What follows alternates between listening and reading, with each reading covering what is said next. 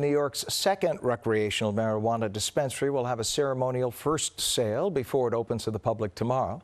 It comes with the issue of illegal marijuana businesses and the crimes committed inside of them, a major source of concern for city officials. Police releasing a new clue overnight as they look to solve a recent smoke shop robbery. Eyewitness News reporter Derek Waller's live in Greenwich Village with more. Derek, a lot of the illegal shops, like the legal ones accepting cash, the robbers know where to go.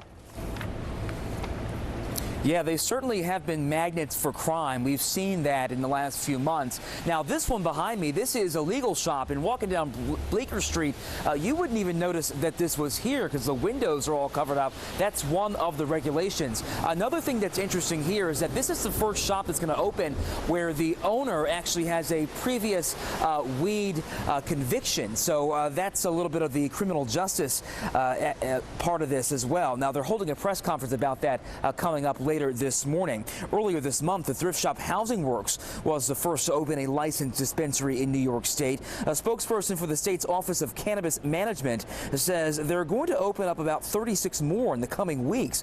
The locations are strategic, away from schools, not too close together, they say. The product coming from regulated farms that have been tested in state labs. But as we mentioned, right now, there are roughly 1,400 illegal weed shops across the city.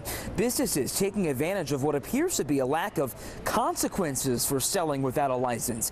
Bill Ritter asked the state's Department of Cannabis Senior Policy Director about that on Up Close.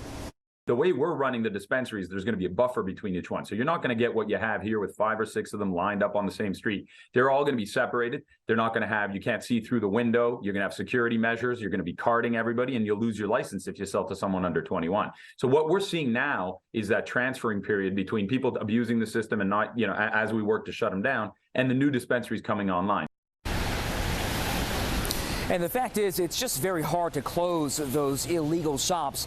The sheriff's department will raid one of these places, and they'll open back up with a brand new product the next day. Now, if you want to buy legal weed, this one actually opens to the public tomorrow. They're having their ceremonial first sale later this morning.